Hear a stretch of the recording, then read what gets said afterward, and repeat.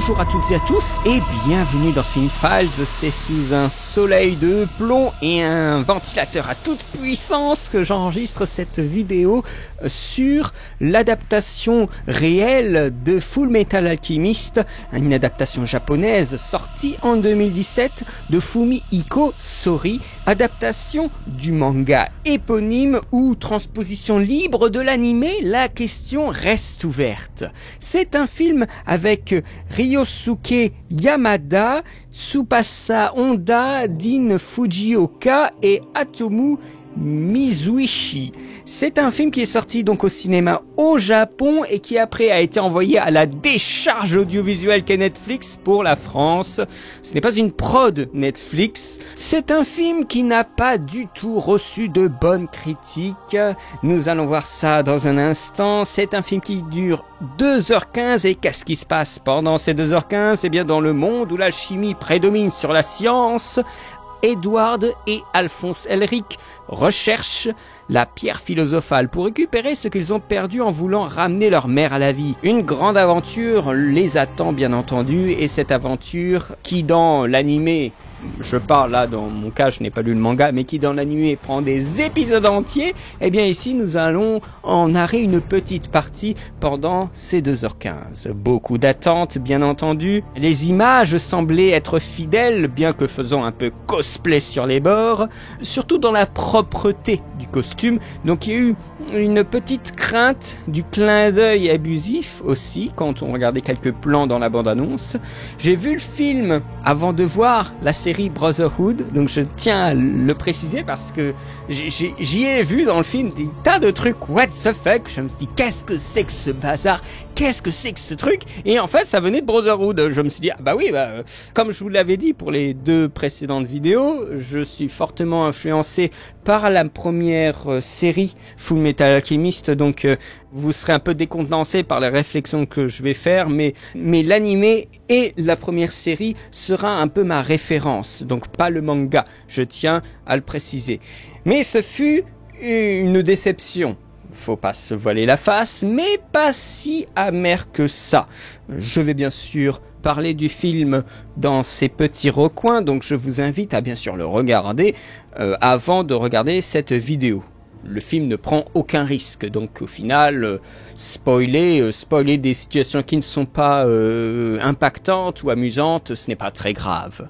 Et vous pouvez bien sûr écouter la vidéo du coup. Mais il se peut que je parle un petit peu de l'animé, et ça, ce serait bête de vous gâcher l'animé si surtout vous ne savez pas du tout de quoi ça parle. Donc je vous invite bien sûr à regarder l'animé, que ça soit première ou deuxième série, comme vous le souhaitez, bien sûr. On a beaucoup d'adaptations d'animés par les Japonais, c'est un petit peu leur tendance à eux, comme le cinéma américain ferait des films de super-héros, mais eh bien eux, les Japonais, ils font des tonnes d'adaptations de leurs animés. J'avais lu récemment l'adaptation de Terraform Mars. C'est, je pense, difficile, bien entendu, enfin c'est un lieu commun ce que je vais vous dire, mais passer d'une série à un film, c'est dur, sans blague. Eh bien, le film est un mix en plus d'un condensé. C'est un rassemblement de moments clés du premier quart de l'histoire. Le laboratoire numéro 5, c'est un moment important, en tout cas dans la première série. Il y a plusieurs épisodes qui se passent à l'intérieur. Eh bien là, c'est notre enjeu final dans ce film-là, avec bien sûr des modifications, puisque le laboratoire numéro 5 ne contient pas des prisonniers pour faire une pierre philosophale, mais contient l'armée de corps inertes qui attendent une pierre philosophale pour être activée. Donc là on mélange l'idée du laboratoire de la première série avec l'idée de l'armée de ghouls de la deuxième série. On retrouve l'alchimiste tisseur de vie et la chimère qui parle, quand Alphonse doute de son existence, la mort de Hughes. On peut se dire alors que ouais, cette scène elle est cool, eh bien je vais la voir en réel, ça va être agréable. Pas forcément, puisqu'on a un build-up bien sûr autour de ces scènes iconiques dans les deux animés d'ailleurs. Eh bien ici, étant donné que le build-up est si frêle, les transitions sont si molles que ces moments ont du mal, je trouve, à prendre de l'ampleur. En plus, la réal n'aide pas, bien sûr. Le film est prisonnier de sa propre condition, incapable de retranscrire les moments forts de l'intrigue par justement cette idée de build-up, donc la construction avant le moment clé, la construction des enjeux et d'une tension pour faire éclater le drame, les sentiments au moment important. Donc il y a un problème de rythme évidemment du fait de cette compression et des coupes de ces instants, de ces moments. C'est une alchimie dans laquelle presque tout se perd et il y a peu de choses qui se créent. Et le reste se transforme. C'est un contexte quand même assez immense que doit couvrir le film, qu'il doit contenir. Les scénarios et les dialogues d'exposition sont plutôt importants dans le film. J'entends par là, ils sont nombreux, c'est-à-dire quand même compressés, je ne sais pas combien de volumes dans un film de 2 heures. C'est un petit peu Mission Impossible. Alors peut-être qu'il est fidèle au manga, mais c'est sur de très petites séquences. La philosophie, la politique, l'humanisme, eh bien, on est tellement loin de ça, parce que le film n'a pas le temps de se poser pour parler de ça. Vous aurez peut-être l'impression de les voir, ces différents thèmes, parce que vous avez lu le manga, parce que vous avez vu les différents animés. Si vous regardez le film indépendamment, ça, c'est au détour d'une phrase, et c'est presque tout ce que nous avons dans le film. Donc, il y a un symptôme grave de condensation dramatique dans ce film qui le fait devenir creux. C'est assez niais, mais par moments l'animé l'est aussi. Manichéen, je trouve que la personne qui mettait beaucoup à mal ce manichéisme, c'était Scar. Scar qui était présenté vraiment comme un méchant, et puis peu à peu on se rend compte que ce n'est pas forcément l'adversaire de Ed et d'Alphonse directement, mais c'était l'adversaire des alchimistes en général. Et après il y a quelque chose qui se déploie avec ce personnage. Ici il n'est pas présent, donc forcément on a vraiment les méchants et les gentils signifiés avec les costumes en noir, avec la musique. Donc voilà, tout ça est trop marqué nettement. C'est enfantin au début, comme l'animé, et après ça va devenir un petit peu plus sombre, un petit peu plus sérieux. Je trouve qu'il y a de bonnes intentions, mais l'écriture est beaucoup trop faible. Toute la scène dans le tunnel, par exemple, elle est longue, elle réexpose les enjeux et présente des personnages, les décors à ce moment-là sont cache-misère, mais vraiment cache-misère, hein. On refait aussi, alors ça c'était plutôt intéressant, c'est qu'on refait la scène où il lui manque une jambe, mais il a un corps d'un adolescent, pour éviter la censure par rapport aux enfants. Je crois que c'est quand il rêve justement, il se projette, lui, en tant qu'adolescent, à avoir une jambe en moins. Et ça, c'est plutôt ingénieux, là où l'animé présentait la véritable situation à l'époque, quand justement Ed, enfant, perd une jambe. Donc là, c'était plutôt futé de leur part de montrer le traumatisme, mais par le biais d'une projection de lui avec son âge actuel d'ado. Voilà, ça, je trouvais que c'était plutôt futé de leur part. Donc ça, là, c'est une bonne idée. C'est une adaptation, du coup, du manga ou de l'animé. Alors là, oui, comme je vous disais, je vais beaucoup faire le va-et-vient manga-animé parce que je ne sais pas comment le film s'est placé par rapport à ces deux œuvres, parce que l'animé, enfin moi j'ai connu, je veux dire par là que ce film quand même se destine pas seulement au Japon, essaie de se projeter un petit peu ailleurs, dans d'autres pays. Ce que je veux dire, c'est que là, il y a un travail d'adaptation sur cette scène-là qui était au niveau des personnages plutôt bienvenu. C'était une bonne idée, donc c'est une bonne idée, mais elle est peut-être seule.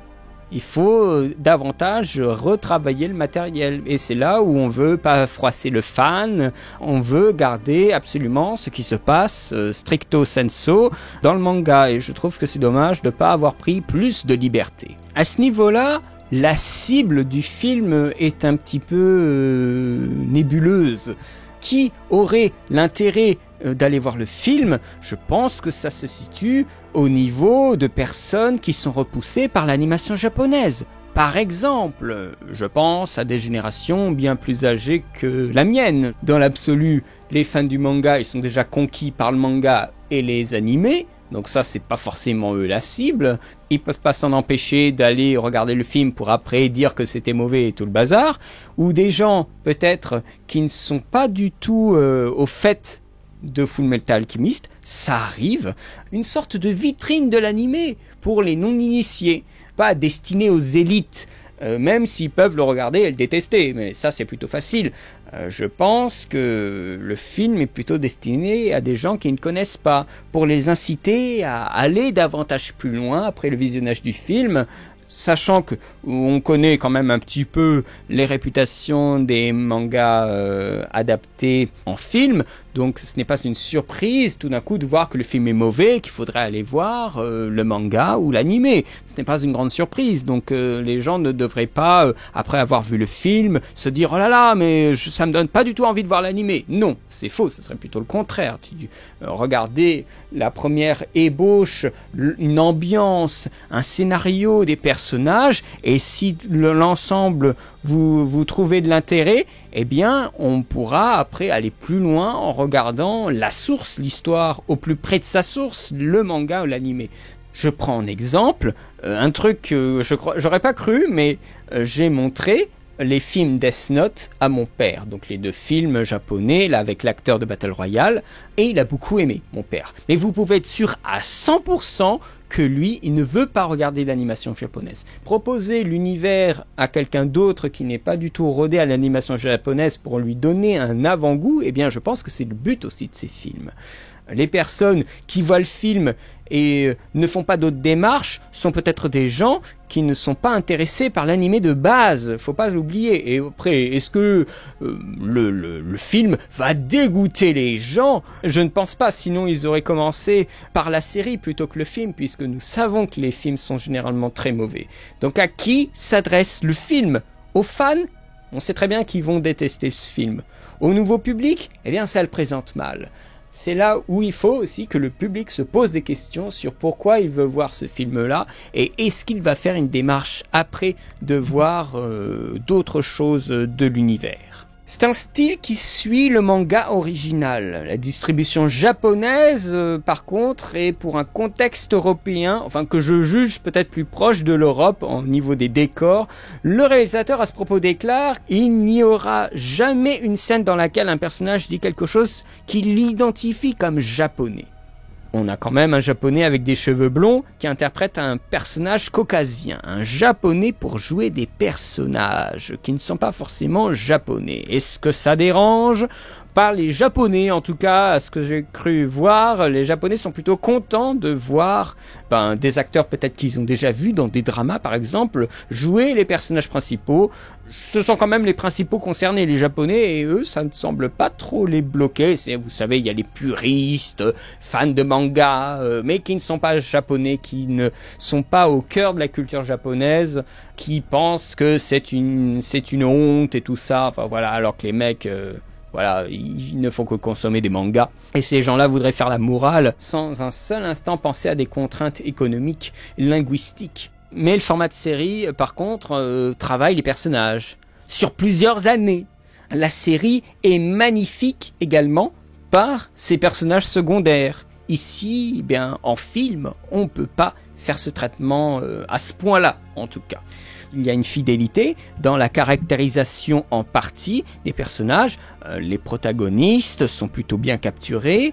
Tout le monde retranscrit relativement bien leurs personnages, mais la caractérisation des personnages est juste pour les dialogues qu'on leur donne. C'est-à-dire le père Cornello, il est assez pathétique et il ne dit quasiment rien. Hughes, il est relativement réussi, il a un côté sympathique. Et Roy Mustang, il est bien, il joue un peu l'arrogant commandant.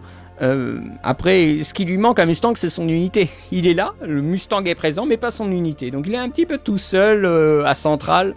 On a aussi les homonculus. Alors eux, oh putain, c'est terrible. Hein. Alors eux, c'est vraiment des choix qui sont absolument affreux. On dirait des gens habillés pour Halloween ou des cousins de famille Adams en mode Envy Tokyo Hotel, quoi. Ça, je pense que c'est revenu dans pas mal de critiques, le Envy Tokyo Hotel, avec Lust qui crétine, qui montre comment elle peut mourir comme dans l'animé, hein. Vous savez, oh là là, ce Brotherhood là, Brotherhood, il en tient une couche de débilité, hein. Je dirais même peut-être plus que le premier. Alors Gluttony, ça c'était aussi le pompon. C'était vraiment en mode oh my fucking god quand il veut le manger, justement dans cette fameuse scène de tunnel dont je vous parlais avant. Oh là là là là, il a le ventre qui s'ouvre et des griffes qui sortent. Oh là là, c'est embarrassant, c'est embarrassant. En plus, il se déplace comme un petit gros. Là, on va essayer d'attraper les soldats. Mais c'est nul, c'est pathétique. Il se déplace vraiment tout lentement, là. Oh, ça fait les manger, tout ça. Oh là là là. En plus, bien sûr, des effets spéciaux, je vous en parle même pas. Non, vraiment, le Gluttony, il est juste affreux parce que c'est embarrassant. Les homonculus sont beaucoup trop signifiés, comme je vous le disais, avec des phrases méchantes. On pourrait mettre une alarme, attention, méchant, ce serait la même chose. On a des personnages emblématiques, mais ils ne sont pas tous présents. Il y a énormément de personnages quand on s'en rend compte, et là il fallait épurer, donc on n'a pas Armstrong, on n'a pas le prof de Ed et Al. Voilà, on a des personnages qui sont assez présents dans l'animé. King Bradley, on ne l'a pas, qui sont évacués ici. On a des situations où on devait avoir justement ces personnages comme Scar, Basque Grand, le Généralissime, mais qui ne sont pas présents dans le film. Donc il y a eu un remaniement ministériel des personnages.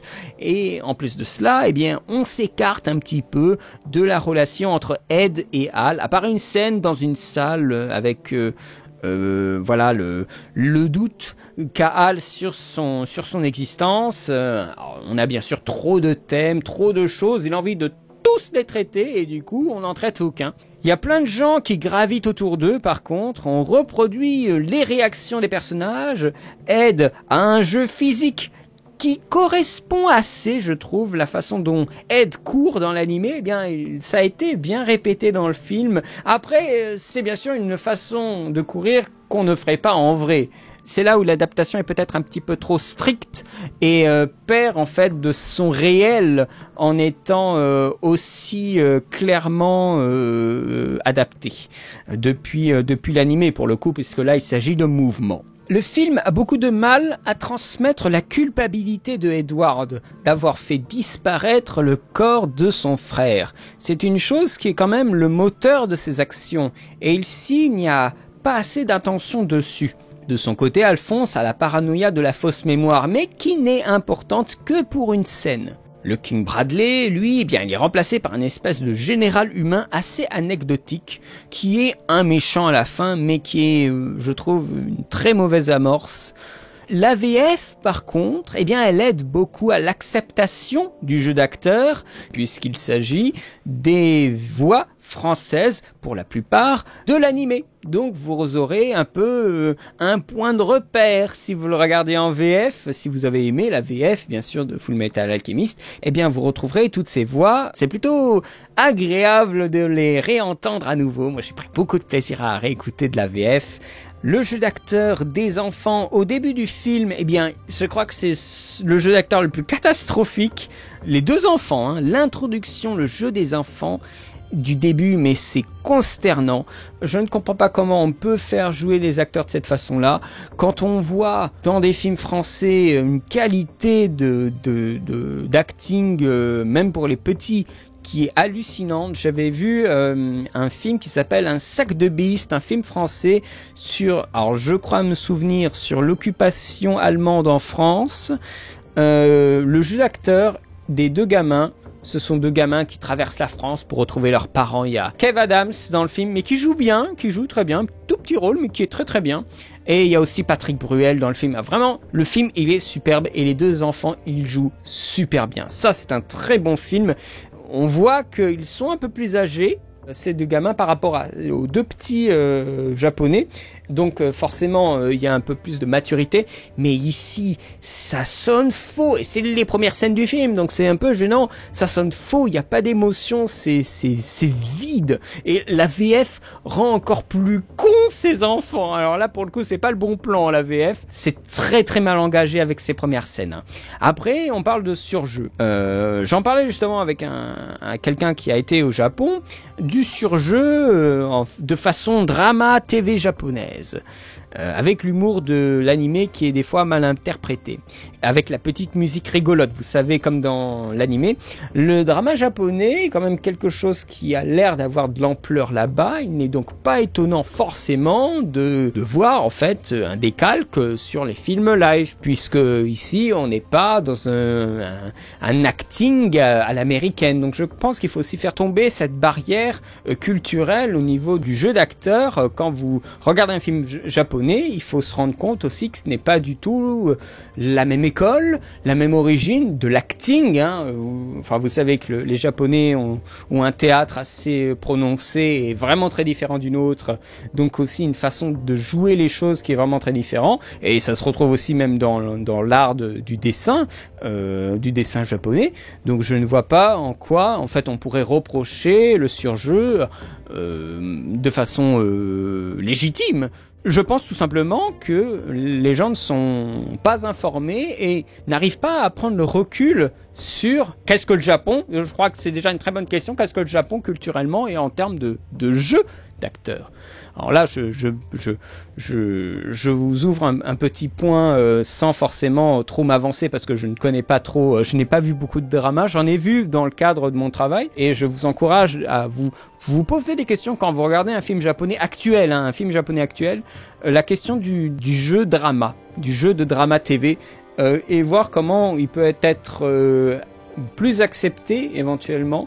En tout cas, j'ai fait une petite démarche depuis et je trouve que maintenant j'apprécie beaucoup plus les films qui sont fortement ancrés dans cette façon de faire des acteurs. Cette façon de faire, elle se retrouve aussi dans la mise en scène. On dirait un fan-made avec du budget. C'est l'Occident exotique par les Japonais, pour les Japonais, donc il y a un côté un peu claquant. Un tournage en Italie et au Japon, avec beaucoup de fois dans le long métrage, beaucoup de fois au Japon, beaucoup de fois dans le long métrage, je me suis posé une question. Qu'est-ce qui fait que ce film sonne faux ? Une impression de voir l'application de la théorie robotique de la vallée dérangeante, mais mais dans le film entier, c'est-à-dire dans une scène, il y a quelque chose qui est présent de l'animé, mais ça ne fonctionne pas. Peut-être qu'ils ont voulu être trop comme dans l'animé, avec des costumes trop propres. Les costumes sont justes par rapport à l'animé, mais ils sont peut-être justement trop justes. C'est un cosplay, vraiment, c'est jouer comme et être comme. Et il y a peut-être un défaut d'adaptation à ce niveau-là. Alors que, de ce que j'ai cru comprendre, l'animé s'inspire de costumes d'époque, d'époque européenne. Et l'animé fait la même chose et le film fait la même chose. Donc il ne devrait pas y avoir un problème à ce niveau-là. Le problème est, je pense, vraiment la nature tellement clean de ce qui se passe. Par exemple, il y a un truc tout con, c'est que dans l'animé, quand on fait une texture d'un vêtement, généralement c'est une seule couleur avec quelques variations pour les ombres. Donc on a une couleur unie. On a du bleu de la même teinte tout du long du costume. Eh bien, quand on voit le film, c'est un peu cette impression-là aussi. C'est que c'est super bien éclairé, mais de face. Donc les costumes, on a l'impression qu'ils sont tous exactement du même bleu, qu'il n'y a pas une seule variation de bleu.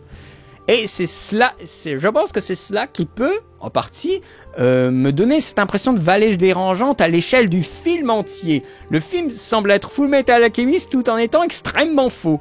Je pense qu'il doit y avoir un petit peu de ça. De même que, vous savez, le costume de Ed, voilà, avec cette espèce de cape rouge là, bien sûr, enfin ce manteau rouge, c'est très très propre. Hein. Même dans leur première expérience, maintenant que j'y pense, on veut signifier que celui-ci c'est Ed, on lui met déjà le costume rouge, alors qu'il n'est pas du tout adapté à la taille, hein, mais on lui met déjà le costume rouge d'Elric.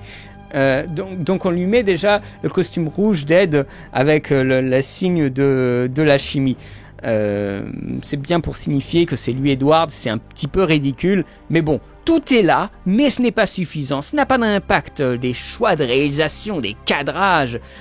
Par exemple, il n'y a pas de sang quand Lust empale les gens. Voilà, ça c'est un choix qu'ils ont fait pour que ce soit tout public. Ça manque de substance, c'est bien trop clean. La réalisation ne suit pas du tout. On a vraiment l'impression, dans la continuité du jeu d'acteur, d'une réalisation de film drama. De réalisation de séries TV drama japonais. Le début, par exemple, il est vraiment pas bon du tout. C'est mal filmé et monté, et pourtant le décor il est bien. Je soupçonne même un mauvais temps à certaines prises, parce que quand on regarde le ciel, il a l'air de faire assez dégueulasse, et le plan suivant, il fait beau. Je pense qu'il devait y avoir un enjeu en termes d'étalonnage là qui devait pas être évident par rapport à la lumière et au contraste forcé de la séquence. Et je me rappelle, dans l'animé, il y avait vraiment des travaux intéressants. Par exemple, dans l'animé, à un moment, on a Tucker qui est avec sa fille, qui lui dit de pas s'en faire parce qu'il va réussir son examen pour de nouveau avoir son titre d'alchimiste, tisseur de vie. Et on a un travail dans l'animé. Au moment où il lui parle, on a les petites lunettes de Tucker qui reflètent la lumière, et donc on ne voit pas son regard, et tout ça est travaillé dans une zone d'ombre, une espèce de fort contraste lumineux qui lui donne l'impression d'être une ombre, une espèce d'énorme silhouette qui va s'abattre sur la fille. Un méga travail. Bien sûr, c'est quelque chose qui ne met pas du tout en valeur l'acteur en tant que personne jouant, mais plutôt en tant que forme silhouette dans l'animé. Donc là, bien sûr, en film, c'est beaucoup plus compliqué. L'acteur doit être présent, et quand on n'a pas l'habitude de travailler particulièrement les contrastes, eh bien, on n'a rien. Et cette scène, dans le film, il n'y a rien. Voilà, donc on a quelques plans iconiques, surtout issus de l'animé, quand il dévoile son bras et sa jambe, quand il crée sa lance au début du film. Mais après, ça tombe très vite. On a quand même, je lui laisse ça, une démonstration du potentiel technique d'une grosse production japonaise, mais le reste ne suit pas au scénario. Ils auraient dû réduire toutes ces scènes clin d'œil, je pense, pour que ce soit plus digeste. Les effets spéciaux, quant à eux, eh bien pour une production japonaise, c'est plutôt impressionnant, même si ça manque de dynamisme, on n'est pas chez les Américains, mais l'effet en CGI calculé dans un plan de mouvement, c'est assez précis, même si c'est propre. Voilà, on a le beau travelling avec l'effet qui arrive, enfin c'est trop clair, alors que les Américains, on a l'habitude d'avoir un plan qui tremble, qui virevolte, enfin qui fait ressentir une nervosité. Ici, ce n'est pas le cas, c'est un mouvement précis pour bien calculer le tracé par exemple des ongles de Lust. Voilà, on a aussi Hal qui est en armure. Alors le réalisateur disait qu'il y a beaucoup de techniques de films hollywoodiens qui ont été utilisées dans ce film japonais. Je veux bien le croire. C'est un pas en avant pour avoir de meilleurs effets éventuellement. Ça crée l'illusion que nous avons quand même deux frères en face de nous. Ça marche assez bien.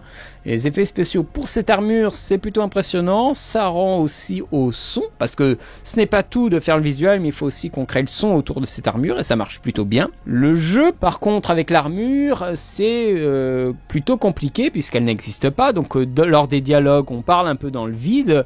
Et le combat entre Ed et Hal, on sent que c'est un combat qui est un petit peu bricolé. La séquence, c'est quand même la plus impressionnante du film en termes d'effets spéciaux, mais on la sent quand même un petit peu bricolée. Et par d'autres moments, eh bien, on a des CGI absolument affreux. Les mannequins soldats sont en plastique 3D. C'est du rendu caoutchouc, hein, c'est absolument affreux. Les dents de l'estomac de Gluttony, c'est juste pitoyable. Et la chimère, créée par Tucker, fait un peu trop peluche à mon goût. On a aussi un combat final qui est pas super climatique, qui reprend... je crois de mémoire Mustang qui détruit Lust à force de claquer des doigts dans une pauvre ruelle avec des barbelés. On sait même pas où on est je pense dans l'arrière-boutique du laboratoire numéro 5. Ça manque de moyens pour les décors, je trouve. Quant à la musique, eh bien, elle est plus atmosphérique qu'autre chose. Le compositeur n'a composé que la musique de ce film. D'après IMDb, il n'a rien fait d'autre. La musique est des fois absente, comme dans la séquence avec Tucker. Elle est orchestrale, elle s'entend, ok, mais elle est très générique. Et il n'y a pas de thème marquant qui ressortent, à part peut-être des reprises de l'animé éventuellement. Et bien sûr, c'est aussi une musique qui souligne des fois un petit peu trop le contenu des scènes, typiquement ce que nous avons quand on a les homonculus, hein. Alarme méchant, c'est un peu ça. En conclusion, on ne dépasse pas l'original, mais le film, je crois, n'est pas là pour cela. Ça manque de forme et de narration, je trouve ça décent, mais en rien supérieur. C'est une tentative vaine, mais valeureuse, je leur laisse là, parce que c'est pas facile, je pense. J'ai l'impression de voir Fullmetal Alchemist, mais en beaucoup plus mou. Il y avait une critique qui disait que c'est grandiose et minimaliste. Je sais pas si elle se moquait du film, mais je trouvais que c'était un petit peu juste. On a un grandiose, mais qui est minimal. Un grandiose minimal. Voilà, ça c'est une bonne formulation. Fullmetal Alchemist, le film en réel, c'est du grandiose minimal. Ça n'a pas d'âme, tout simplement. Ça n'a pas d'âme. Le film est comme un de ces pantins qui attend une pierre philosophale pour être animé. Personnellement, je lui mettrais, je lui mettrais pas grand chose, hein. Je lui mettrais peut-être un 11 sur 20. Non, peut-être moins parce que c'était quand même sacrément fade, hein. Mais je lui en veux pas, hein. C'est pas, je lui en veux pas. Je lui mets un 10,5 sur 20. Voilà. Mais je lui en veux pas d'être comme ça. C'était couru d'avance, hein. Et il ne s'agit pas de saccager l'œuvre, comme j'entendais des fois dans certaines critiques. Oh, ils ont saccagé l'œuvre. En quoi c'est saccagé? Le manga, il est encore là. L'anime, il est encore là. Ils ne vont pas être altérés par le film, qui a d'ailleurs pas eu une très bonne médiatisation, donc il n'y a pas eu de saccage. Je pense que certaines personnes disent et crient au saccage parce que le public ne pourra plus faire sans la vision de cette œuvre à chaque fois qu'ils vont considérer Fullmetal Alchemist. Or, on se rend compte bien sur Internet que les gens aiment bien cacher sous le tapis des films qui ont été pourtant dans certains univers, mais qui ne veulent plus entendre. Donc, je ne pense pas que tout d'un coup Fullmetal Alchemist, le film, sera dans tous les esprits à chaque fois qu'on parlera de Fullmetal Alchemist. À part les gens qui veulent se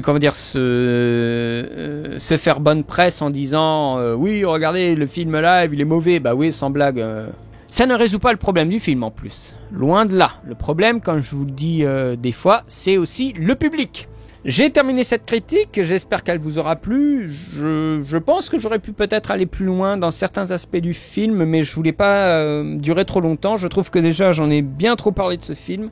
Mais je voulais revenir dessus sur certains aspects qui m'ont plus intéressé que d'autres.